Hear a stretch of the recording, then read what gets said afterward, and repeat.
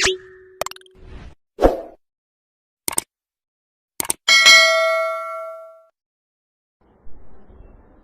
اللہ الرحمن الرحیم الحمد للہ نحمده ونستعینه ونستغفره ونؤمن به ونتوکل علیہ ونعوذ باللہ من شرور انفسنا ومن سیئات اعمالنا من يهده الله فلا مضل له ومن يضلله فلا هادي له ونشهد أن لا إله إلا الله وحده لا شريك له ونشهد أن سيدنا ومولانا محمدا عبده ورسوله صلی اللہ علیہ وعلى آلہ وأصحابہ وبارک وسلم تسلیما کثیرا کثیرا اما بعد فاعوذ باللہ من الشیطان الرجیم بسم اللہ الرحمن الرحیم وما خلقت الجن والانس الا ليعبدون قال النبي صلى الله عليه وسلم إن الدنيا خلقت لكم وإنكم خلقتم للآخرة أو كما قال النبي عليه الصلاة والسلام رب اشرح لي صدري ويسر لي أمري واحلل عقدة من لساني يفقهوا قولي اللهم صل على سيدنا مولانا محمد في أول كلامنا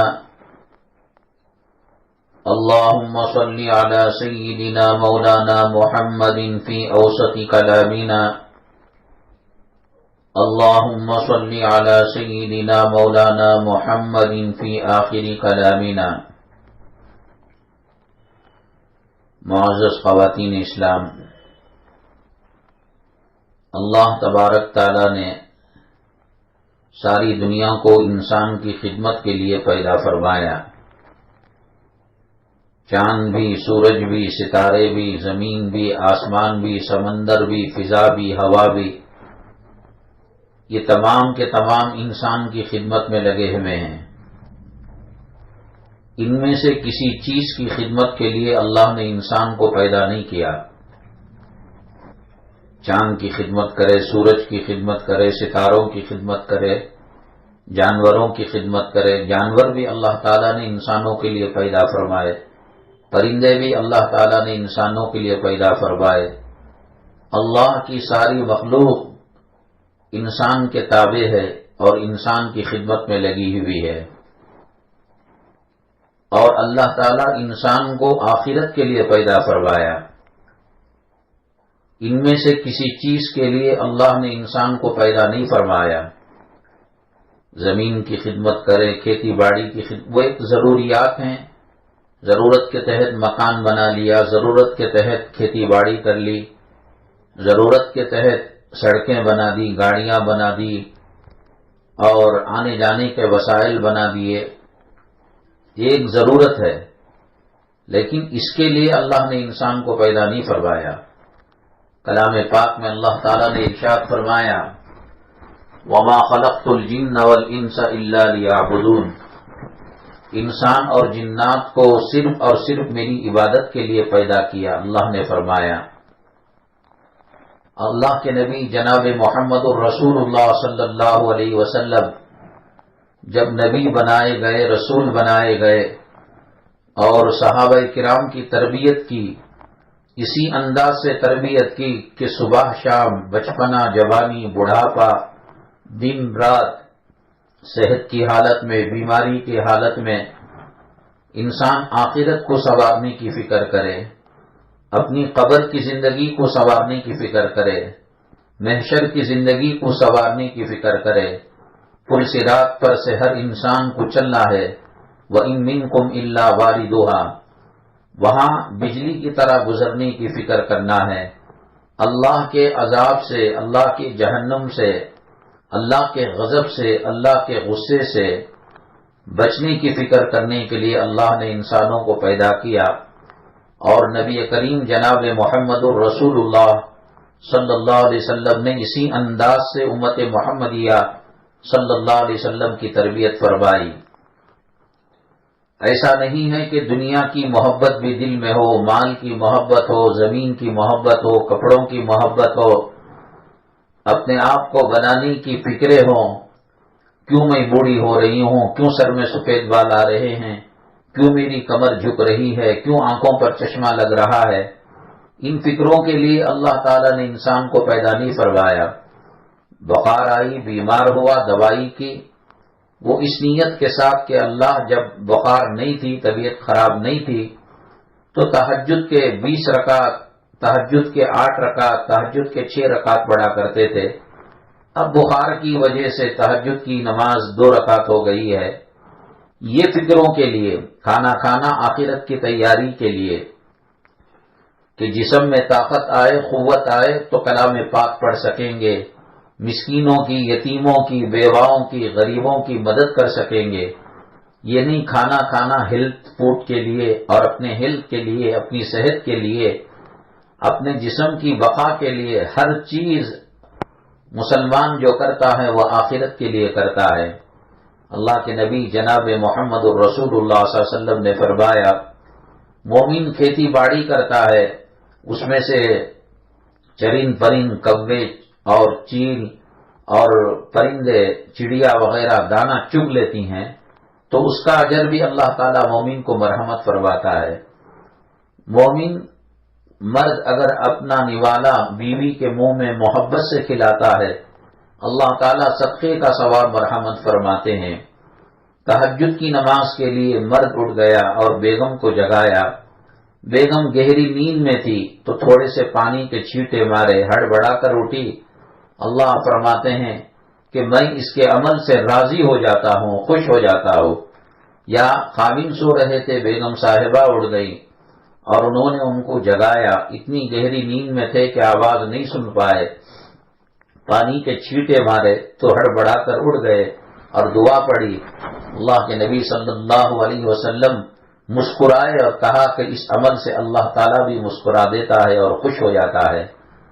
اب چونکہ ہم نبی کریم صلی اللہ علیہ وسلم کے زمانے سے بہت دور نکل چکے ہیں، نبی کریم صلی اللہ علیہ وسلم کے زمانے میں صدیق نظر آتے تھے، فاروق نظر آتے تھے، عثمان نظر آتے تھے، علی نظر آتے تھے، طلحہ نظر آتے تھے، زبیر نظر آتے تھے۔ یہاں ازواج مطہرات تھیں، یہاں نبی کریم صلی اللہ علیہ وسلم کی صاحبزادیاں تھیں، ماحول نماز کا تھا، ماحول روزے کا تھا، ماحول تلاوت کا تھا، ماحول رزق کا تھا۔ پردے کی آیتیں جب نازل ہوئیں، شروع میں تو عورتیں مسجد کو آ کر فرض نماز پڑھا کرتی تھیں اور بچوں کو بھی ساتھ لایا کرتی تھی، تو پردے کے احکامات نازل ہونے سے پہلے کھلے عام گلیوں میں چل کر پھر کر مسجد نبوی صلی اللہ علیہ وسلم پہنچا کرتی تھی۔ لیکن جب پردے کی آیتیں نازل ہوئیں نبی کریم صلی اللہ علیہ وسلم کے زمانے میں، یہ خواتین جب مسجد کو آیا کرتی تھیں تو دیواروں سے اتنا لگ کر چلتی تھیں کہ کپڑوں میں پھٹن آ جاتی اور اس کے اندر گھسیرے لگ جاتے جسم کے اوپر۔ تو ایک ماحول تھا، پردے کا ماحول تھا، انسانیت کا ماحول تھا، اخلاق کا ماحول تھا۔ نبی کی رحمتیں برسات کی طرح برستی رہتی تھیں، صحابہ کرام کا ماحول تھا، چیٹنگ کا ماحول نہیں تھا، عشق بازی کا ماحول نہیں تھا، ایک دوسرے کو گھورنے کا اور گھور کر دیکھنے کا ماحول نہیں تھا۔ اسی انداز میں اللہ کے نبی صلی اللہ علیہ وسلم نے تربیت فرمائی۔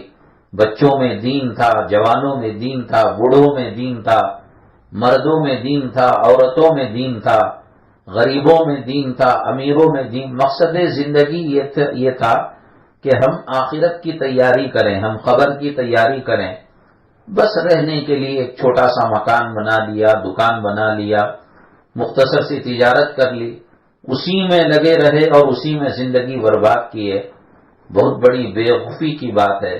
اللہ کے نبی صلی اللہ علیہ وسلم نے ارشاد فرمایا، تعیس عبد الدینار و تعیس عبد الدرہم، دینار کا بندہ تباہ ہو جائے، درہم کا بندہ تباہ ہو جائے، نہ تہجد کی نماز، چلو تہجد نہیں پڑھ سکے، فجر کی نماز تو فرض ہے، نہ ظہر کی نماز نہ عصر کی نماز، کیا فکروں میں لگے ہوئے ہیں، ایک زمین خریدی ایک اور خریدیں گے، ایک اور خریدیں گے، ایک بلڈنگ بنا لی ایک اور بنا لیں گے، یہ پہلے بیٹے کے نام ہے، یہ دوسری بیٹی کے نام ہے، داماد فقیر ہے، داماد کو انکم نہیں ہے، غریب ہے، اس کے لیے ایک لے کر دے دیں گے۔ پھر ان کے اللہ کے نبی صلی اللہ علیہ وسلم نے فرمایا کہ بے وقوف وہ آدمی ہے جو دوسروں کے لیے اپنی قبر کی زندگی برباد کرے، اپنی آخرت کی زندگی برباد کرے۔ اب کہاں چرچے ہوتے ہیں جنت کے، اب کہاں چرچے ہوتے ہیں دوزخ کے، اب کہاں چرچے ہوتے ہیں قرآن کے۔ پہلے صبح میں تہجد کے وقت کے اندر پتہ چل جاتا کہ کون سا گھر مسلمان کا ہے، کون سا گھر غیر مسلم کا ہے۔ مسلمانوں کے گھروں سے سورہ یاسین کی تلاوت کی آواز آیا کرتی تھی، ماں اپنے بچوں کو ناشتہ نہیں دیتی، صبح میں دودھ نہیں دیتی، اور صبح میں ہلکا پھلکا جو بریڈ بسکٹ ناشتہ ہوتا ہے، شہد ہوتا ہے، وہ نہیں دیتی جب تک کہ بچہ تہجد اور فجر نہ پڑھے، کلام پاک کی تلاوت نہ کرے، سورہ یاسین کی تلاوت نہ کرے۔ ماں بھی پرہیزگار تھی، باپ بھی پرہیزگار تھا، اور اولاد کے اندر بھی دین تھا۔ نبی کریم صلی اللہ علیہ وسلم نے ایک ایسا ماحول کریٹ کیا تھا کہ تقویٰ ہی تقویٰ دکھائی دیتا تھا، دنیا برائے نام تھی، اور خود یہ زبان سے کہا نہیں، اللہ کے نبی صلی اللہ علیہ وسلم نے اپنے عمل سے بتایا۔ آپ چاہتے جنت کا دسترخوان اللہ تعالیٰ آپ کے قدموں میں رکھ دیتا، اس کے اندر من ہوتا، سلوا ہوتا، جنت کے میوے ہوتے، جنت کی نہروں کا پانی ہوتا، دودھ کی نہر کا دودھ ہوتا، شہد کی نہر کا شہد ہوتا، مائع مصفا بہترین وہ پانی جو جنت میں ندی کی شکل میں بہ رہا ہے، وہ اس میں رکھا جاتا۔ اللہ تعالیٰ نے نبی کریم صلی اللہ علیہ وسلم سے کہا اگر آپ چاہیں تو جہاں جہاں جائیں گے پیچھے احد کا پہاڑ سونا بنا کر آپ کے پیچھے چلا کرے گا، لیکن اللہ کے نبی صلی اللہ علیہ وسلم نے فرمایا کہ مجھے یہ سب چیزیں نہیں چاہیے۔ 7 دن بسا اوقات 3 مہینے گھر میں چولہا نہیں جلتا، فقر و فاقہ ہوتا، کھجور کی ایک گٹلی اور ایک بیج کو پانی میں ڈال کر اس سے سحری کر لی جاتی، اور اسی پانی سے کو باقی رکھ کر افطاری کر لی جاتی تھی۔ فقر و فاقے کا ماحول تھا۔ نبی کریم صلی اللہ علیہ وسلم امیری کی زندگی گزارتے تو فقیروں کو نمونہ نہ ہوتا۔ آپ نے مال کو ٹکرایا، دولت کو ٹکرایا، دنیا کو ٹکرایا، اتنا چھوٹا گھر تھا، اتنا چھوٹا گھر تھا۔ آج میری مائیں اور بہنیں سائٹ پر سائٹ خریدنا، مکان پر مکان خریدنا، دکان پر دکان خریدنا ایک فیشن ہو گیا ہے۔ بس گھر کا مرتبانہ اور خواتین اسی میں لگی ہوئی ہیں۔ اینٹا رکھتا ہے میستری، صبح میں گھر کے بچے، بوڑھیاں، عورتیں، مرد حضرات اسے پانی دیتے ہیں، اسے آئیڈیا دیتے ہیں، یہ بیڈ روم ایسا آنا چاہیے، یہ کچن ایسا آنا چاہیے۔ ٹھیک ہے رہنے کے لیے تھوڑا سا مکان بنا لیے، لیکن اسی کی فکر میں قیمتی سی قیمتی ماربل ٹوائلٹ کے اندر جہاں پیشاب کیا جاتا ہے، گندگی ڈالی جاتی ہے، جہاں غلاظت کو ڈالا جاتا ہے، ایسی چیزوں پر پیسہ خرچ کرنا کتنی بڑی بیوقوفی ہے۔ امام الانبیاء، سید الاولین، سید الآخرین، نبی کریم جناب محمد الرسول اللہ صلی اللہ علیہ وسلم کا مقام کیا ہے، مرتبہ کیا ہے، فضیلت کیا ہے؟ تمام نبیوں کے سردار ہیں، تمام رسولوں کے سردار ہیں، تمام انسانوں کے سردار ہیں، تمام جنات کے سردار ہیں، جنت کے آپ سردار ہیں، اور جنت کے اندر اللہ نے بہت اونچا مقام آپ کو دیا ہے، اس سے اونچا مقام کسی اور کو نہیں ملا۔ جنت کی حوریں، جنت کے غلمان اگر کوئی نغمہ گاتی ہیں تو رسول پاک صلی اللہ علیہ وسلم پر درود شریف پڑھ کر اپنا نغمہ گاتی ہیں۔ حضرت آدم علیہ السلام کو جب بے چینی ہوئی اور اللہ نے پسلی سے حضرت حوا علیہ السلام کو پیدا فرمایا، اور جب آدم علیہ السلام حضرت حوا جو ہماری دادی اماں ہیں ان کے قریب جانے لگے، اللہ نے کہا اے آدم مہر دینا پڑے گا۔ آدم علیہ السلام نے کہا اللہ میں تیرا، حوا تیری، یہ جنت تیری اور یہ جنت کی نعمتیں تیری، میں کیا مہر دے سکتا ہوں؟ اللہ نے فرمایا اے آدم جب تم دنیا میں جاؤ گے تمہاری ذریت ہوگی، تمہارے بچے ہوں گے، لاکھوں کروڑوں انسان دنیا میں تمہارے سے پیدا ہوں گے، ان میں پیغمبر بھی آئیں گے، رسول بھی آئیں گے، اور اس طریقے سے سب سے آخر میں جناب محمد الرسول اللہ صلی اللہ علیہ وسلم کے سر پر نبوت کا اور ختم نبوت کا تاج پہنایا جائے گا۔ ان کا مقام تمام نبیوں سے اونچا ہوگا، آنے کے اعتبار سے سب سے آخر میں آئیں گے، فضیلت کے اعتبار سے، خوبیوں کے اعتبار سے، کمال کے اعتبار سے، حسن کے اعتبار سے سب سے اونچے ہوں گے۔ ان پر درود پڑھو تمہارا مہر ادا ہو جائے گا۔ ابھی دنیا بسی نہیں تھی، ابھی آدم علیہ السلام دنیا میں آئے نہیں تھے، آدم علیہ السلام نے عرش پر لکھا ہوا دیکھ لیا لا الہ الا اللہ محمد الرسول اللہ صلی اللہ علیہ وسلم، اور جنت میں مہر جو ادا کیا وہ مہر بھی نبی کریم صلی اللہ علیہ وسلم پر درود پڑھ کر ادا کیا۔ کتنا اونچا مقام ہے، کتنا اونچا مرتبہ ہے میری مائیں اور بہنیں۔ یہ آسمان جو نظر آ رہا ہے، یہ ستارے جو نظر آ رہے ہیں، یہ سمندر کا جوار گھاٹا جو نظر آ رہا ہے، یہ پھولوں کا کلیوں کا تبسم جو نظر آ رہا ہے، یہ زمین و آسمان کا حسن جو نظر آ رہا ہے، یہ سب میرے اور آپ کے آقا و مولا جناب محمد الرسول اللہ صلی اللہ علیہ وسلم کے صدقے میں ہے۔ اللہ نے کہا لولاک لما خلقت الافلاق، اے محمد صلی اللہ علیہ وسلم تمہیں پیدا کرنا نہ ہوتا، نہ یہ زمین ہوتی، نہ یہ آسمان ہوتا، نہ چاند ہوتا، نہ سورج ہوتا، نہ ستارے ہوتے، نہ سمندر کے اندر جو ہے ہیجان ہوتا، نہ کلیوں کے اندر خوشبو ہوتی، نہ پھولوں کے اندر مہک ہوتی۔ یہ دنیا کی رونقیں جو ہیں یہ تمہاری وجہ سے ہیں۔ اللہ کے نبی صلی اللہ علیہ وسلم کا مکان کتنا بڑا تھا، کتنے اپارٹمنٹ آپ نے خرید کر رکھے تھے، کتنی ازواج مطہرات تھیں، ان کے لیے کتنا بڑا مکان بنایا تھا۔ امی جان عائشہ صدیقہ رضی اللہ تعالیٰ عنہ فرماتی ہیں کہ میں لیٹ کر سو جاؤں اور نبی کریم صلی اللہ علیہ وسلم نماز میں سجدے میں چلے جائے، یہ دونوں چیزیں بیک وقت نہیں ہو سکتی تھی۔ گھر اتنا تنگ تھا، اتنا چھوٹا تھا، مقام تو سب سے اونچا مقام ہے۔ اللہ تعالیٰ نے دنیا کا نظام آپ کے صدقے میں چلایا ہے۔ اللہ تبارک تعالیٰ نے 1.25 لاکھ پیغمبروں میں آپ کا اسم گرامی کلمہ طیبہ کے ساتھ جوڑا ہے، لیکن چاہ کر آپ نے دنیا کو گلے نہیں لگایا۔ اگر آپ چاہتے جنت کے محلوں کو دنیا میں نازل کر دیا جاتا، ایک ایک محل میں ایک ایک آپ کی زوج مطہرہ رہتی، آپ کی صاحبزادی رہتی، آپ کی صاحبزادی سے رسول پاک صلی اللہ علیہ وسلم کو بے پناہ محبت تھی۔ جب سفر میں جاتے سب سے آخر میں حضرت فاطمہ الزہرا رضی اللہ تعالیٰ عنہا سے ملاقات کر کے جاتے، اور سفر سے آتے سب سے پہلے حضرت فاطمہ الزہرا رضی اللہ تعالیٰ عنہا سے ملاقات کرتے۔ حسنین حضرت حسن اور حضرت حسین جو آپ کے نواسے ہیں، بے پناہ محبت کیا کرتے تھے، بے پناہ چاہا کرتے تھے، لیکن ان کو بھی اس انداز سے تربیت کی کہ غربت کی زندگی گزاریں، فقر و فاقے کی زندگی گزاریں۔ بیک وقت 2 چادریں گھر میں نہیں رہتی تھی کہ ایک چادر کا پردہ کر لیا جائے اور ایک چادر جسم پر ڈال لی جائے۔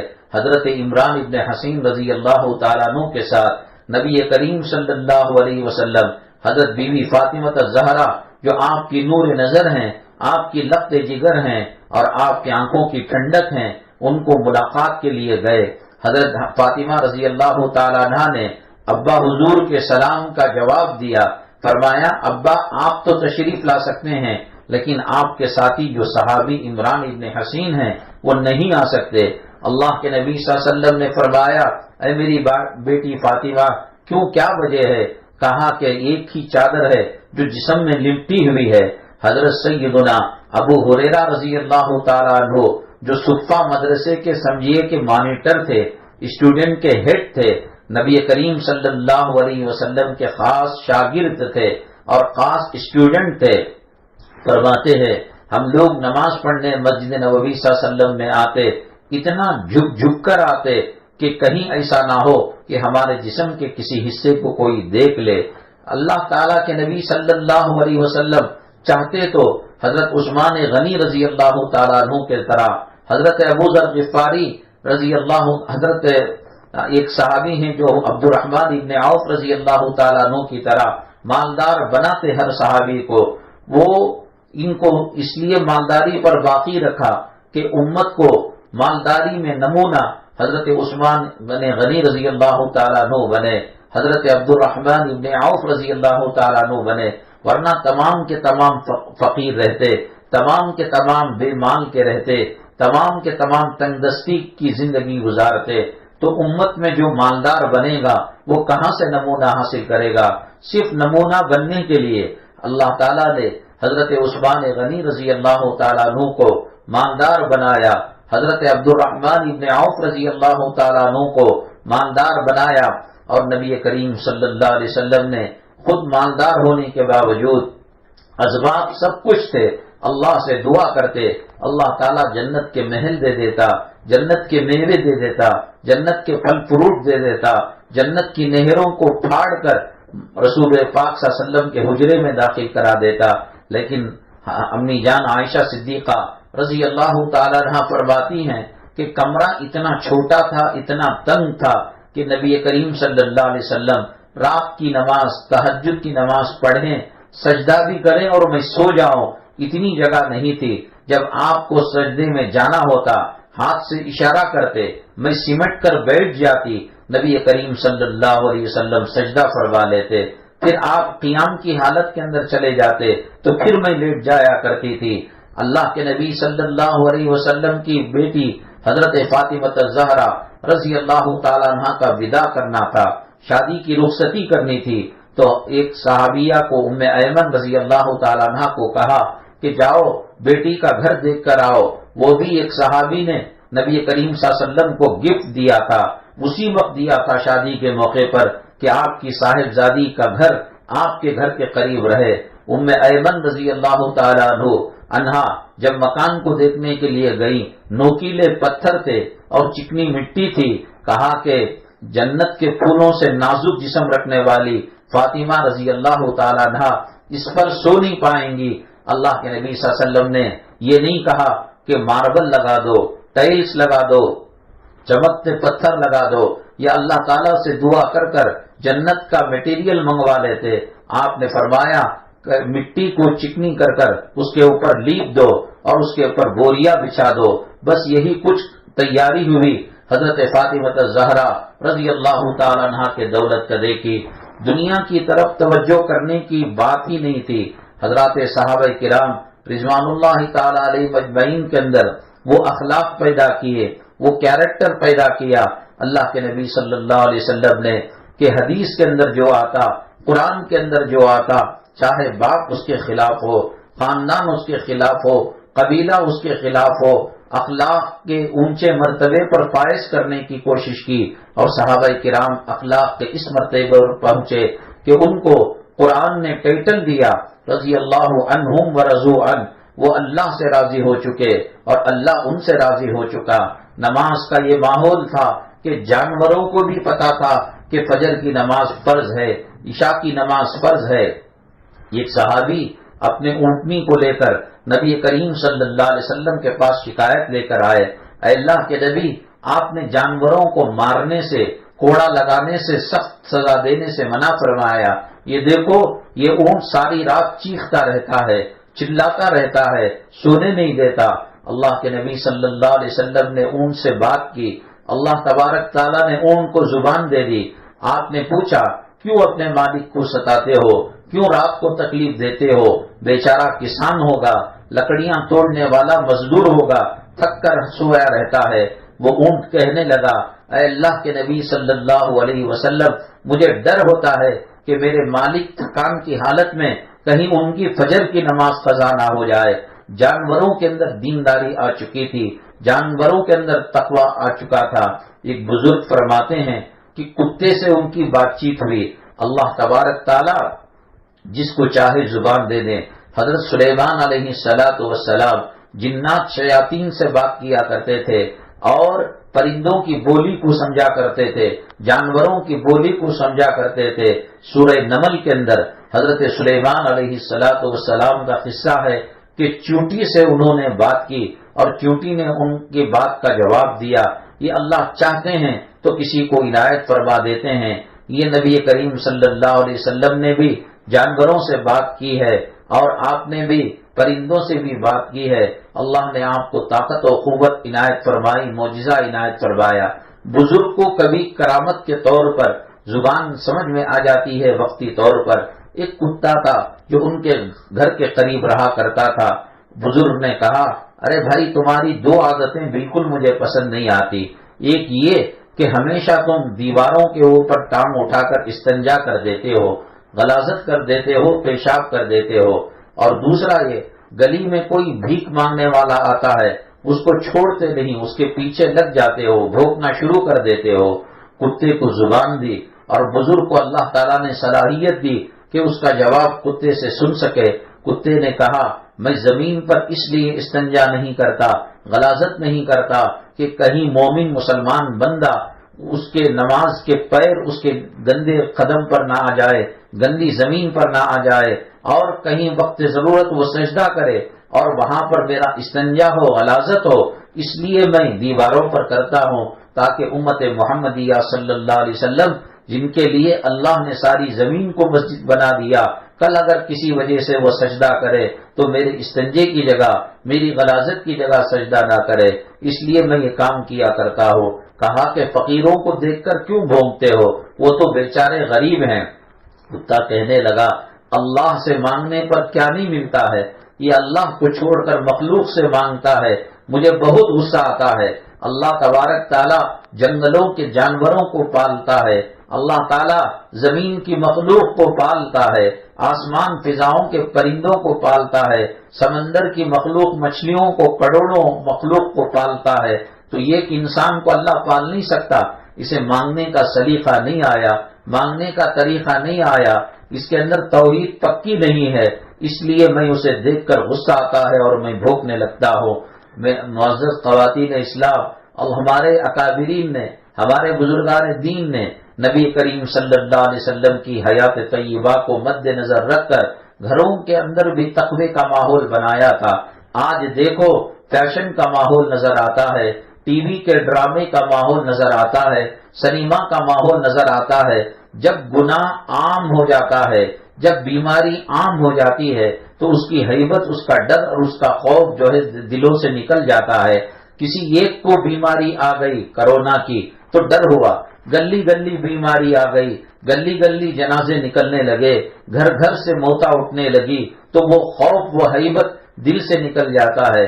اسی طریقے سے آج ہم دنیا داری کے اندر اتنا مبتلا ہو چکے ہیں کہ صحابہ کو یہ سمجھتے ہیں کہ آسمان سے بارش کے قطروں کے ساتھ، بادل کے پانی کے ساتھ اتری ہوئی مخلوق ہے، انہوں نے بھی بچے پیدا کیے، انہوں نے بھی کاروبار کیا، انہوں نے بھی دنیا کی زندگی کی، ان کے بھی مکانات ہیں، لیکن ہر چیز کے اندر آخرت کو سوچا کرتے تھے، بیویوں کو فکر تھی، بچوں کو فکر تھی۔ ایک صحابی ہیں حضرت طلحہ رضی اللہ تعالیٰ عنہ، جب کاروبار انہوں نے کیا، مکہ مکرمہ مدینہ طیبہ میں تجارت کے میلے لگا کرتے تھے، بازار لگا کرتے تھے۔ حضرت طلحہ رضی اللہ تعالیٰ عنہ نے جو کاروبار کیا، کئی لاکھوں کا نفع تھا، وہ ڈھیر لا کر گھر کے سامنے سڑک پر رکھ دیا اور صبح تہجد کا انتظار کرنے لگے۔ رات کے اندر جب بسترے پر گئے، بے چینی سے کروٹ بدلنے لگے، کبھی سیدھی کروٹ، کبھی دائیں کروٹ، کبھی بائیں کروٹ، کبھی بیٹھ جاتے، کبھی کھڑے ہو جاتے، کبھی نیند آنے کی فکر کرتے، کبھی دعا میں لگ جاتے۔ حضرت طلحہ رضی اللہ تعالیٰ عنہ کی جو بیوی صاحبہ تھی، بیگم صاحبہ، انہوں نے اپنے خاوند کی اس حالت کو دیکھا اور پوچھا، طلحہ میرے خاوند، میرے سرتاج، کیا ہو گیا ہے؟ کیوں پریشان ہیں؟ کیا پیٹ میں درد ہے؟ کیا سر میں درد ہے؟ حضرت طلحہ رضی اللہ تعالیٰ عنہ نے صاف فرمایا، مال بہت سارا ہے اور نفع میں ملا ہے، پہاڑوں کی شکل میں ڈھیر بنا کر میں نے گھر کے صحن میں ڈال رکھا ہے اور گھر کے آنگن میں اس کو اتار رکھا ہے، مجھے ڈر ہو رہا ہے کہ یہ مال پہلے خرچ ہوگا یا پہلے مجھے موت آ جائے گی، اگر مال باقی رہ گیا، موت آ گئی، اللہ کو کیا منہ دکھاؤں گا؟ میرا اللہ کہے گا غریبوں کی امانت تمہارے پاس تھی، بھوکوں کی امانت تمہارے پاس تھی، مسکینوں کی امانت تمہارے پاس تھی، خرچ کرے بغیر، تم اللہ کے راستے میں دیے بغیر تم ملاقات کرنے میرے پاس آ گئے۔ ایک مرتبہ اللہ کے نبی صلی اللہ علیہ وسلم محراب شریف میں مسجد نبوی صلی اللہ علیہ وسلم کے نماز پڑھانے کے لیے آ گئے۔ سیدنا بلال حبشی رضی اللہ تعالیٰ عنہ نبی کریم صلی اللہ علیہ وسلم کے مؤذن تھے، انہوں نے اقامت کہہ دی، قد قامت الصلاۃ قد قامت الصلاۃ، اللہ اکبر لا الہ الا اللہ۔ اس کے بعد نبی کریم صلی اللہ علیہ وسلم کو تکبیر تحریمہ باندھنا تھا۔ صحابہ کرام سے کہا آپ ایک 2-4 منٹ انتظار کیجئے، میں گھر ہو کر آتا ہوں۔ نبی کریم صلی اللہ علیہ وسلم گئے اور گھر سے پھر واپس آئے اور حسب معمول نماز کو پڑھایا۔ جب سلام پھیرا صحابہ کرام نے عرض کیا اے اللہ کے نبی صلی اللہ علیہ وسلم، آپ آج غیر معمول کام کیا، اقامت ہو چکی تھی اور حجر عائشہ صدیقہ رضی اللہ تعالیٰ عنہ میں داخل ہو کر واپس آئے۔ اللہ کے نبی صلی اللہ علیہ وسلم نے فرمایا وہاں دیوار کے محراب میں الماریاں شوکیس وغیرہ تو نہیں ہوتے تھے، پرانے زمانے میں دیواروں کے اندر چھوٹے چھوٹے سوراخ محراب نما ہوتے، اسی میں چراغ کو جلا لیا کرتے تھے اور اسی کے اندر کنگھا، تیل، مسواک وغیرہ رکھ لیا کرتے تھے۔ تو وہاں ایک سونے کا چھوٹا سا ٹکڑا تھا۔ اللہ کے نبی صلی اللہ علیہ وسلم نے فرمایا میں بھول کر آ گیا، نماز میں بندہ اللہ سے ملاقات کرتا ہے، اللہ سے بات چیت کرتا ہے۔ آج میری مائیں اور بہنیں ہماری نماز ایک ایکسرسائز ہو گئی، ہماری نماز اٹھک بیٹھک کا نام ہو گیا، نماز کی سجدے کی لذت ہمارے دلوں سے نکل گئی، ہماری زبان سے چلی گئی۔ کلام پاک کی چاشنی، کلام پاک کی مٹھاس، اللہ کے نام لینے کی جو لذت ہے وہ آج ہمارے جسم سے نکل چکی ہے۔ تقویٰ نہیں ہے، طہارت نہیں ہے، نمازوں کا اہتمام نہیں ہے، خدا کا خوف نہیں ہے، آخرت کا ڈر نہیں ہے، بس شوہر کے ڈر سے یا محلے والوں کے خوف سے، دبدبے سے 2-4 اٹھک بیٹھک کر لیتے ہیں۔ حضرت حاجی امداد اللہ مہاجر مکی رحمت اللہ علیہ دعا کیا کرتے تھے اے اللہ مجھے جنت دے یا ایک برزخ دے یا کسی حالت میں رکھ، مجھے نماز پڑھنے کی اجازت دے، مجھے نماز میں جنت سے زیادہ مزہ آتا ہے۔ آج تلاوت کی حلاوت کہاں رہی، آج بیانوں کی خصوصیت اور کیفیت کہاں رہی۔ قرآن کہتا ہے الذین اذا ذکر اللہ وجلت قلوبہم، جب جنت کی بات آتی ہے، جب جہنم کی بات آتی ہے، جب قبر کی بات آتی ہے، انسان کا دل کام جاتا ہے۔ آج کیوں ہمارے دل کامتے نہیں، کیوں ہماری زندگی میں بدلاؤ نہیں؟ ایک کان سے سنتے ہیں اور دوسرے کان سے چھوڑ دیتے ہیں، ایسی شادیوں میں شرکت کرتے ہیں جو خدا کو ناراض کرنے والی ہوتی ہیں، اللہ کے عذاب کو دعوت دینے والی ہوتی ہیں۔ اس کے اندر بفے سسٹم ہوتا ہے، کھڑے ہو کر بے حیا جانوروں کی طرح مرد و عورت مل جل کر کھاتے ہیں پیتے ہیں، ویڈیو گرافی کی جاتی ہے، موبائل تو ہر کمبخت کے ہاتھ میں آ گیا، اب وہ اپنی ضرورت سے زیادہ گناہ اس سے کیا جاتا ہے، فلمیں دیکھی جاتی ہیں، سیریل دیکھا جاتا ہے، ڈرامہ دیکھا جاتا ہے، جس کو جو پسند ہے وہ کر رہا ہے، اور سب سے بری چیز یہ ہے کہ اس سے فوٹو پکڑی جاتی ہے، ویڈیو بنائی جاتی ہے۔ اللہ کے نبی جناب محمد الرسول اللہ صلی اللہ علیہ وسلم نے فرمایا کفر و شرک کے بعد سب سے بدترین گناہ ویڈیو گرافی ہے، سب سے بدترین گناہ کیمرے سے فوٹو پکڑنا ہے۔ اللہ کے نام میں ایک نام ہے المصور، اللہ ہی تصویر بنانے والا ہے۔ آدمی کیمرے سے، موبائل سے تصویر بنا کر اللہ کی شان مصوری کو چیلنج کرتا ہے، اے اللہ تو کیسے تصویر بنائے گا؟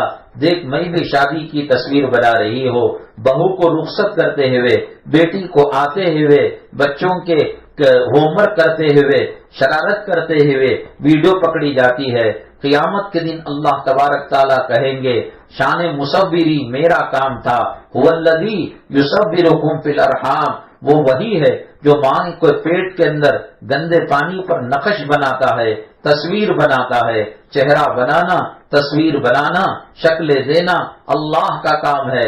ایسی شادی کی محفلوں میں جن میں ویڈیو گرافی ہوتی ہے، کھانے کی بے ادبی ہوتی ہے، اللہ کے نام کی بے حرمتی ہوتی ہے اور کیمرہ کشی ہوتی ہے، موبائل سے فوٹو پکڑے جاتے ہیں، قیامت کے دن اللہ کہے گا ان میں جان ڈالو۔ میری ماں آپ کے گھر کے اندر کوئی مچھر آ جائے اور اس کو مار دے تو کیا کوئی انسان یہ طاقت رکھ سکتا ہے، یہ قوت رکھ سکتا ہے کہ مچھر کو زندہ کر سکے؟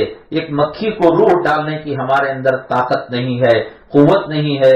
ابھی بیان کے بعد گھر میں جا کر تنہائی میں تمام دروازے کھڑکیاں بند کر اپنے موبائل کی گیلری میں دیکھیے، کوئی ڈسپلے کے اندر نواسی کی فوٹو رکھا ہوا ہے، کوئی پوترے کی فوٹو رکھا ہوا ہے، کوئی خامن اپنی بیوی کی فوٹو رکھا ہوا ہے، کوئی بیوی اپنے خامن کی فوٹو رکھی ہوئی ہے۔ جنت میں نہ نماز لے جائے گی نہ روزہ لے جائے گا۔ اللہ کہیں گے تم نے میری شان کے اندر گستاخی کی، میرے نام کو چھین کر اس کا غلط استعمال کیا۔ دم ہو تو اس کے اندر دم ڈالو اور اس کے اندر روح ڈالو، اس کے اندر جان ڈالو۔ میری ماں، گناہ سے بچنا بھی ضروری ہے اور گناہوں کی محفل میں جانے سے بھی پرہیز کرنا ضروری ہے۔ ہم جو ہے نماز پڑھ لیں اور شادی خانے کے اندر کونے میں جگہ بنا کر مصلی بچھا کر دوپٹہ بچھا کر نماز پڑھ لے، یہ بڑی بات نہیں۔ جس محفل میں خدا کے قہر کو دعوت دی جاتی ہے، خدا کے عذاب کو دعوت دی جاتی ہے، خدا نہ کرے اللہ کا عذاب اس محفل میں آ جائے، جو نیکوکار خاتون ہے، جو تہجد گزار خاتون ہے، وہ بھی اللہ کے عذاب کا شکار ہو جاتی ہے۔ گناہوں سے بھی بچنا چاہیے اور گناہوں کی محفلوں سے بھی بچنا چاہیے۔ تو صرف نماز پڑھ لینے سے کوئی آدمی متقی پرہیزگار کیسے ہو جائے گا؟ آج ہمیں گانوں میں مزہ آتا ہے، غزلوں میں مزہ آتا ہے، سیریل میں مزہ آتا ہے، ڈرامے میں مزہ آتا ہے، سنیما میں مزہ آتا ہے، LED دیکھنے میں، موبائل کے فوٹوز دیکھنے میں، گیلری دیکھنے میں مزہ آتا ہے۔ کیوں تلاوت میں لذت نہیں؟ کیوں اللہ تعالیٰ کے عذاب سے کام جاتا نہیں انسان؟ پتھر ایک مرتبہ رو رہا تھا، شاید پیغمبر یا کوئی صحابی نے پتھر سے پوچھا کہ تم کیوں رو رہے ہو؟ تمہارے آنکھوں سے آنسو کیوں نکل رہا ہے اور ختم ہونے کا نام نہیں؟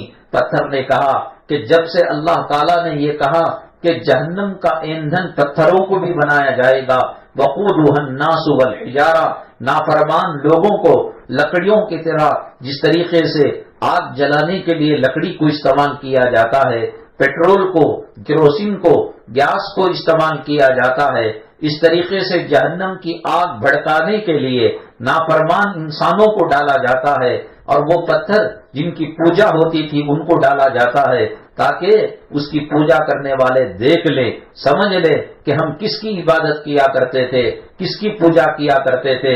جب یہ آیت نازل ہوئی وقودها الناس والحجارہ اعدت للکافرین، کہ جہنم کا ایندھن، جہنم کا گیس، جہنم کا کیروسین، جہنم کا پیٹرول یہ نافرمان لوگ ہوں گے۔ میری ماں، کیا کسی میں طاقت ہے؟ جو مائیں اور بہنیں خلاف شریعت بال بناتی ہیں، بہویں تراشتی ہیں۔ اللہ کے نبی جناب محمد الرسول اللہ صلی اللہ علیہ وسلم نے فرمایا بہویں بنانے والی اور اس کی کرانے والی دونوں پر خدا کی لعنت ہے۔ آج نیل پالش لگائی جاتی ہے، لپسٹک لگائی جاتی ہے، انسان مر جاتا ہے تو اس کا جسم ٹھنڈا ہو جاتا ہے، آئس کی طرح ہو جاتا ہے، انسان کا جسم گرم رہتا ہے تو پھر لپسٹک بھی ریمو کی جا سکتی ہے، نیل پالش بھی نکالا جا سکتا ہے۔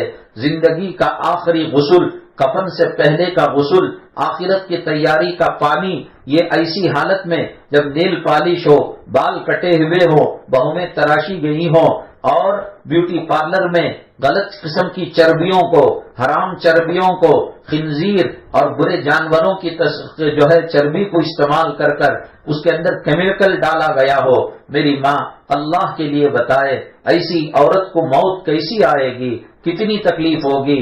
ملک الموت جب ایسے نافرمان لوگوں کو دیکھتے ہیں، ملک الموت ایسی خواتین کو دیکھتی ہیں جو شریعت کے مزاج سے ہٹی ہوئی ہیں، ان کے دانت اتنے لمبے ہوتے ہیں کہ لگتا ہے تیز دھار تلواریں لے کر آ رہے ہیں، آنکھوں سے آگ کے گولے برس رہے ہوتے ہیں، تو پھر ایسی حالت میں کس کو کلمہ یاد رہتا ہے؟ کون اطمینان کی موت مرتا ہے؟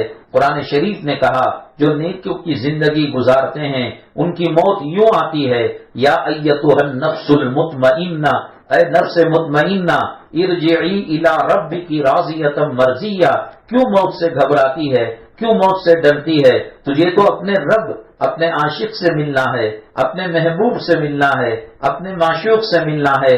تو جو تسبیح پڑھا کرتی تھی رکوع کے اندر سبحان ربی العظیم، اسی رب عظیم سے ملاقات کرنے کے لیے جانا ہے۔ سجدے کے اندر جو تسبیح پڑھا کرتی تھی سبحان ربی العالی، اسی رب اعلی سے ملاقات کے لیے جانا ہے۔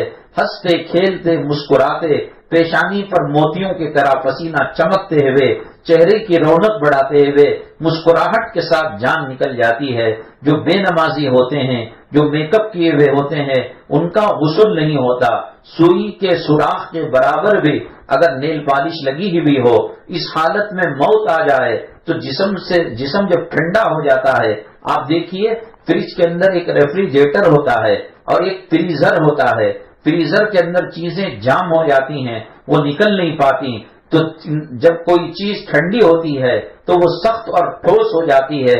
غسال عورت اس کو نکال نہیں پاتی، جب نکال نہیں پاتی تو اس کا وضو بھی نہیں ہوتا ہے، غسل بھی نہیں ہوتا ہے، ناپاک جسم پر کفن کو چڑھا دیا جاتا ہے، اور قبر اس کی تیاری کرنے کے لیے کہتی ہے کہ میری دھرتی پر جو تو سب سے بڑا بوجھ تھا، تو ہی بوجھ تھا، آج تو آ گیا، تو اترا کر چلتی تھی، تجھے اپنے حسن پر ناز تھا، تجھے اپنی خوبصورتی پر ناز تھا، مرد کا کیا مقام تھا، مرد کا کیا درجہ تھا، اولاد کو کس راستے پر چلانا تھا، لباس پہنتے وقت کون سی دعا پڑھنی تھی، بیت الخلا جاتے وقت کون سی دعا پڑھنی تھی، کھانا کھاتے وقت کون سی دعا پڑھنی تھی، سواری کے وقت کون سی دعا پڑھنی تھی۔ سواری کے اندر گانے، آٹو کے اندر گانے، کار کے اندر گانے، گھر کے اندر گانے، خدا نہ کرے ان موسیقی کے وقت، اس میوزک کے وقت اگر ملک الموت آنا چاہیں تو کون سا فرشتہ آئے گا، عذاب کا فرشتہ آئے گا یا رحمت کا فرشتہ آئے گا۔ آج کپڑوں کی دھن میں انسان لگا ہوا ہے۔ حضرت فاطمہ رضی اللہ تعالیٰ عنہ کے پاس دوسری چادر پردے کے لیے نہیں تھی۔ حضرت ابو ہریرہ رضی اللہ تعالیٰ عنہ مسجد میں آتے تھے، جھک جھک کر اپنے جسم کو چھپا کر آتے تھے۔ آج الماریاں بھری ہوئی ہیں، گھر اٹا ہوا ہے، اور لاریاں کی لاریاں کپڑا نکل سکتا ہے، اور فضول چیزیں ہمارے گھروں سے نکل سکتی ہیں۔ مال کی محبت نے ہمیں تباہ کر دیا ہے، دنیا کی محبت نے ہمیں تباہ کر دیا ہے۔ اللہ کے نبی صلی اللہ علیہ وسلم نے فرمایا کائنات کا وہ سب سے بڑا بے وقوف ہے کہ بچوں کی شادیوں کے لیے، بچوں کے ایڈمیشن کے لیے، بچوں کے مرنے کے بعد ان کو خوش رکھنے کے لیے زمینوں پر محنت کرتا ہے، غلط طریقے سے مال کماتا ہے، رشوت لے کر مال کماتا ہے، سود لے کر مال کماتا ہے، جھوٹ بول کر، دھوکہ دے کر لوگوں کے پیسے ڈباتا ہے، وہ بہت بڑا بے وقوف ہے۔ اس کو اپنے آخرت کی فکر نہیں۔ آخرت میں نہ یہ بچے کام آئیں گے، نہ بیوی کام آئے گی، نہ ماں کام آئے گی، نہ باپ کام آئے گا۔ یوم یفر المرء من اخیہ وامہ وابیہ وصاحبتہ واخیہ، یہ بھائی بہن سے، بہن بھائی سے، ماں باپ اولاد سے، اولاد ماں باپ سے بھاگا کریں گے، کوئی کسی کے کام نہیں آئے گا۔ میری مائیں اور بہنیں، جب میں ایودھیا گیا تھا جہاں بابری مسجد ہے، قریب کے اندر ایک پرانا قبرستان تھا، اس قبرستان کے اندر فاتحہ پڑھنے کے لیے اور قبروں کی زیارت کے لیے گئے، پتہ چلا حضرت آدم علیہ السلام کے بعد جو پیغمبر حضرت شیش علیہ السلام ہیں، ان کی قبر مبارک وہاں ہے، اور اس قبر کو حضرت شیش علیہ السلام کی طرف منسوب کیا جاتا ہے۔ چلو مان لیا کہ سچ نکل گئی یہ بات، یہ قبرستان ہزاروں سال پرانا ہے۔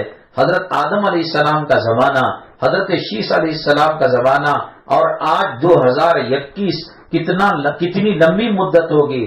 ایک لمبے سفر کے لیے، ایک لمبے وقت کے لیے قبروں کی گھروں کے اندر ہمیں رہنا ہے۔ یہ 60 سال کی زندگی ایکسیڈنٹ میں ختم ہو گئی، کرونا میں ختم ہو گئی، کوئی 30 کے اندر چلا گیا، کوئی 25 کے اندر چلا گیا۔ موت یہ نہیں دیکھتی کہ بیٹا جانے کے بعد ماں کی کیا حالت ہوگی، باپ کی کیا حالت ہوگی، اولاد کی کیا حالت ہوگی، بیوی کی کیا حالت ہوگی، خاوند کی کیا حالت ہوگی۔ ان اجل اللہ اذا جاء لا یؤخر لو کنتم تعلمون، قرآن کہتا ہے جب آنا ہے ایک سیکنڈ پہلے نہیں آ سکتی، ایک سیکنڈ کوئی اس کو روک نہیں سکتا۔ ماں کی مامتا شکست کھا جاتی ہے، باپ کی شفقت ہار جاتی ہے، بیٹوں کی محبت ناکام ہو جاتی ہے۔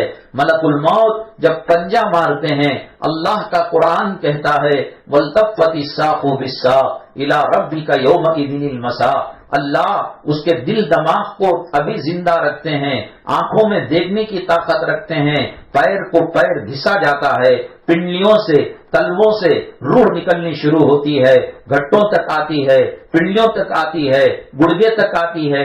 یہ پورا منظر مرنے والا انسان، مرد و عورت، چھوٹا بڑا ہو، اپنے آنکھوں سے دیکھتا ہے تاکہ اسے یقین ہو جائے۔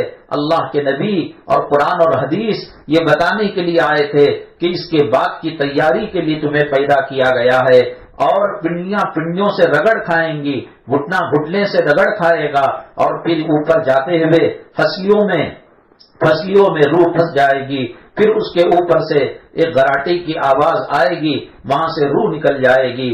میری ماں حضرت سیدنا عمر بن الخطاب رضی اللہ تعالیٰ عنہ، نبی کریم صلی اللہ علیہ وسلم نے دعا کر کے ان کو مانگ کر لیا تھا۔ 1.25 لاکھ صحابہ خود سے ایمان لے کر آئے، لیکن حضرت سیدنا عمر بن الخطاب رضی اللہ تعالیٰ نبی کریم صلی اللہ علیہ وسلم نے مانگ کر لیا تھا۔ یہ اتنے اونچے درجے کے صحابی ہیں، اتنا بڑا مقام ہے، ان کا تقوی اور طہارت اتنا اونچا ہے کہ شیطان دیکھ کر پیشاب کر لیتا، راستہ بدل جاتا۔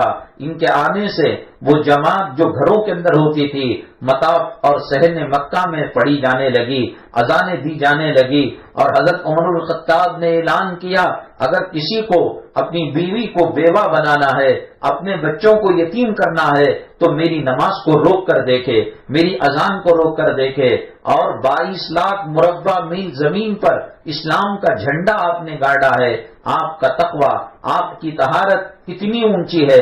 اللہ کے نبی صلی اللہ علیہ وسلم سیدھے ہاتھ کی انگلیاں حضرت ابو بکر صدیق کے انگلیوں کے اندر ڈال کر، دامے ہاتھ کی انگلیاں حضرت عمر الخطاب کے ہاتھ میں ڈال کر یوں فرمایا کرتے تھے، یہ دنیا میں میرے 2 وزیر ہیں اور جنت میں بھی میرے 2 وزیر یہی بنیں گے۔ قیامت میں اٹھایا جائے گا، ہم تینوں اسی طریقے سے اکٹھا اٹھیں گے۔ نبی کریم صلی اللہ علیہ وسلم بے پناہ محبت کیا کرتے تھے، اور جنت میں حضرت عمر الخطاب کا محل تیار ہو چکا تھا۔ وہ زمین پر بولتے تھے، آسمان سے وحی آتی تھی۔ اللہ کے نبی صلی اللہ علیہ وسلم نے فرمایا، لو کان بعدی نبی لکان عمر، اگر میرے بعد نبی کوئی ہوتا حضرت عمر بن الخطاب رضی اللہ تعالیٰ عنہ نبی بنائے جاتے۔ لیکن جب انتقال ہونے لگا، آپ کے صاحبزادے حضرت عبداللہ ابن عمر رضی اللہ تعالیٰ عنہ مانڈی پر گود میں ان کا سر رکھا ہوا تھا، اور عمر بن الخطاب نے کہا میرے منڈی کو اٹھا کر میرا کلہ مٹی میں ملا دو، زمین میں ملا دو۔ حضرت عبداللہ ابن عمر رضی اللہ تعالیٰ عنہ باپ کو کیسے کچی مٹی میں زمین پر لٹا سکتے تھے؟ انہوں نے دوسری مانڈی پر آپ کا سر ڈال لیا۔ یہ سوچا اللہ کے مہمان بن کر جا رہے ہیں، موت عنقریب آنے والی ہے، وہ اس کو برداشت کر لیں گے۔ حضرت عمر بن الخطاب کو جب دوسری مانڈی میں ڈالا گیا تو خطرناک ہو غصے میں آ گئے، ویحک یا عبداللہ، اے اللہ کے بندے، تیرے پر اللہ تعالیٰ سخت معاملہ کرے، افسوس ہے تجھ پر، تو میری بات سمجھ نہیں رہا ہے۔ چنانچہ جب مجبور کیا تو بیٹا اپنے باپ کے سر کو زمین پر لگا دیا، کلے پر مٹی لگ رہی تھی، چہرے پر دھول اڑی ہوئی تھی۔ وہ عمر جب بولتا تھا اور مدینے کی گلیوں میں چلتا تھا، عرش سے قرآن کی آیتیں نازل ہوتی تھی۔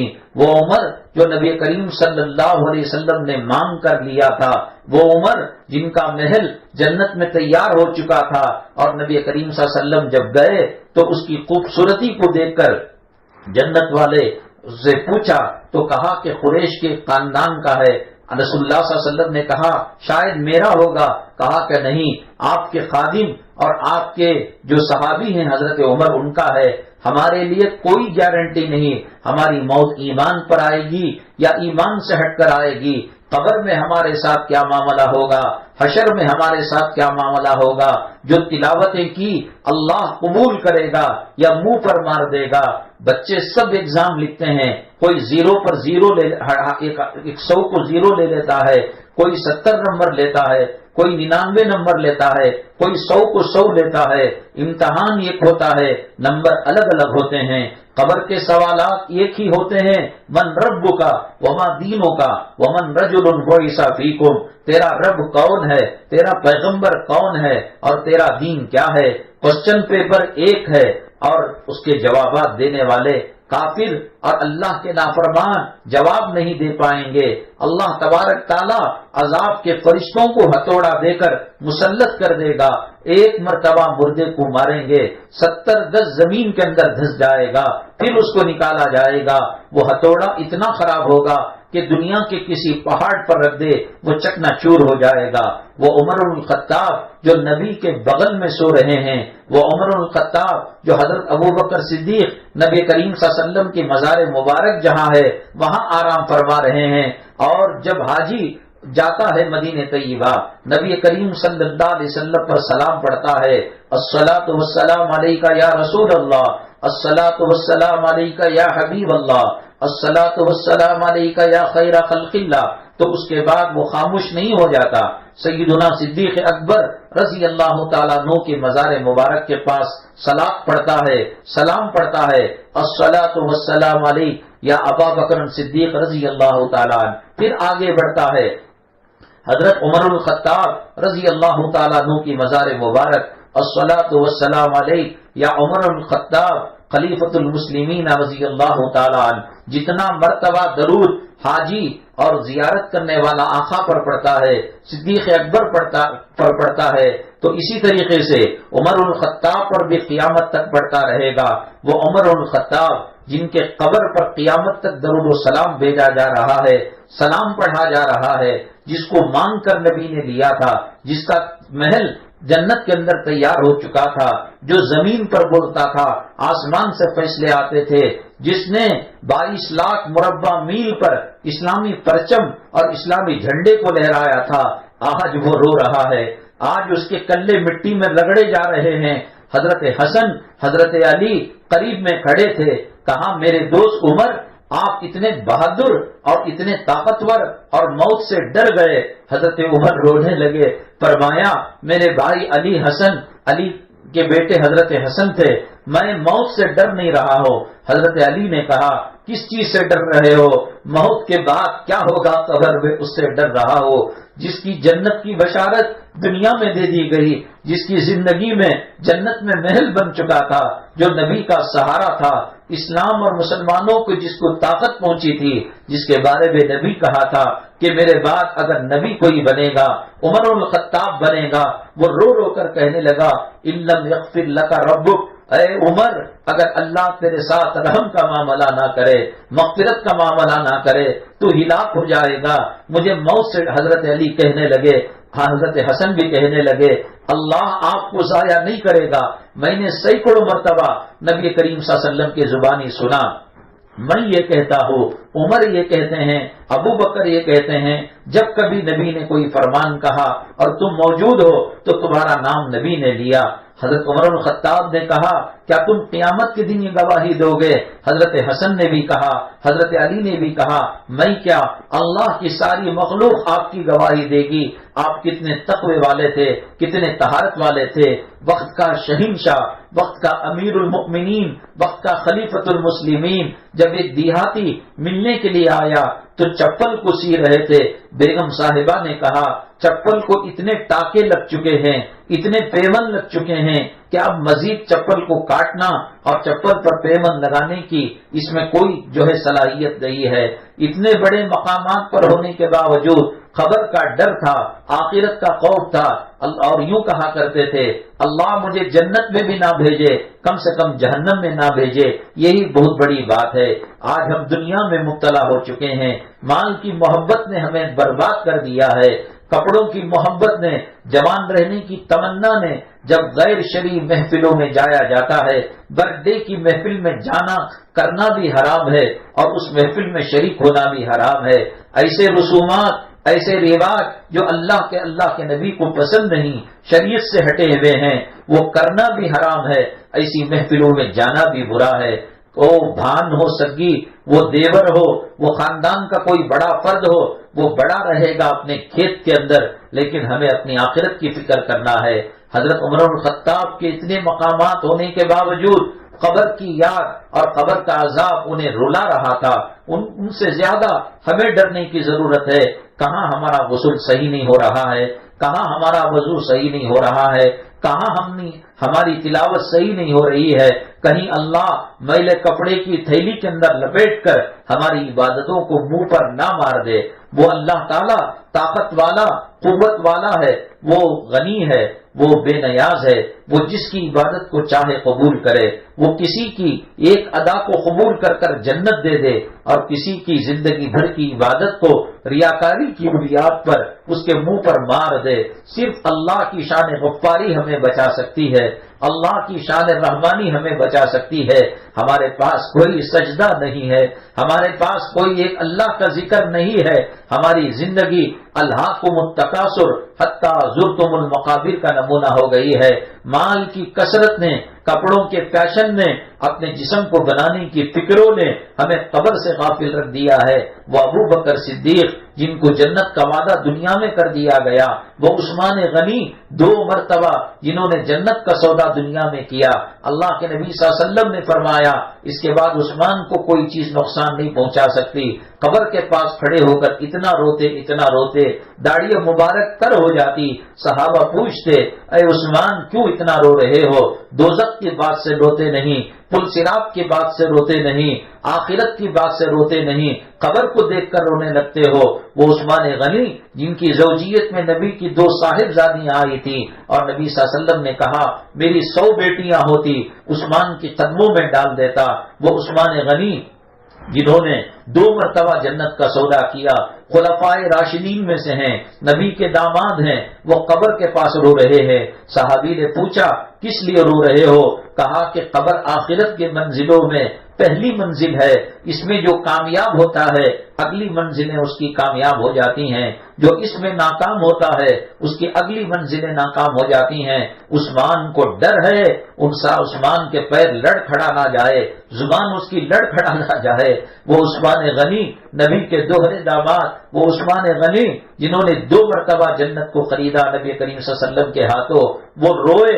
آج ہم بے پردہ ہو کر، قارئین کا دل دکا کر، حرام کے لقمے پیٹوں میں ڈال کر، ایسی محفلوں میں شریک ہو کر جس سے خدا اور رسول ناراض ہوتا ہے، اسلام جس کو پسند نہیں کرتا، کس گھمنڈ کے اندر ہم مبتلا ہیں، کس تکبر کے اندر ہم مبتلا ہیں۔ قرآن ہمیں چیخ کر کہتا ہے یا ایھا الانسان ما غرک بربک الکریم، رب کریم سے کس چیز نے تجھے دھوکے میں رکھ رکھا ہے، نہ دنیا ساتھ آنے کی۔ میں نے کہا حضرت شیس علیہ السلام کی جو مزار ہے 1000 سال پرانی، دنیا میں انسان کتنا رہتا ہے؟ 10 سال، 20 سال، چلو مان لیا 90 سال، چلو مان لیا 100 سال۔ اس 100 سال کے لیے آخرت کی زندگی کو برباد کرنا کوئی عقل مندی کا کام نہیں۔ اللہ ہماری توبہ کو قبول فرمائے، اللہ ہمیں نمازی بننے کی توفیق نصیب فرمائے، اللہ تقوی طہارت کی زندگی گزارنے کی توفیق نصیب فرمائے، اللہ صغیرہ کبیرہ گناہوں کو معاف فرمائے اور بقیہ زندگی تقوی طہارت کی گزارنے کی توفیق نصیب فرمائے، قرآن و حدیث کے مطابق گزارنے کی توفیق نصیب فرمائے۔ اللہ ہمارے دلوں سے دنیا کی محبت نکال دے، قبر کا خوف پیدا کرے، آخرت کی عظمت پیدا کرے، جنت کی طلب پیدا کرے اور دوزخ کا خوف پیدا کرے۔ اللہ تعالی ہمارے آنے کو، کہنے سننے کو قبول فرما کر دونوں جہاں میں کامیابی کا اور سعادت کا ذریعہ بنائے۔ اللہ جو بیمار ہیں انہیں صحت و شفا نصیب فرمائے، جو پریشان حال ہیں اللہ ان کی پریشانی کو دور فرمائے، جن گھروں میں میاں بیوی کے جھگڑے ہیں اللہ دلوں میں الفت محبت پیدا کرے، اولاد کو آنکھوں کا ٹھنڈک بنائے، آخرت کی نجات کا ذریعہ بنائے، اللہ حرام کمائی سے حفاظت فرمائے، رزق حلال نصیب فرمائے، اللہ ہمارے گھروں کو جنت کا نمونہ بنائے۔ آمین واخر دعوانا الحمدللہ رب العالمین، الحمدللہ رب العالمین، والصلاة والسلام على سید المرسلین وعلى آلہ وصحبہ اجمعین ومن تبعهم بإحسان إلى يوم الدين۔ اللهم ارحم امة محمد صلی اللہ علیہ وسلم، اللهم اصلح امة محمد صلی اللہ علیہ وسلم، اللهم فرج عن امة محمد صلی اللہ علیہ وسلم۔ سبحان ربك رب العزة عما يصفون وسلام على المرسلين والحمد لله رب العالمين۔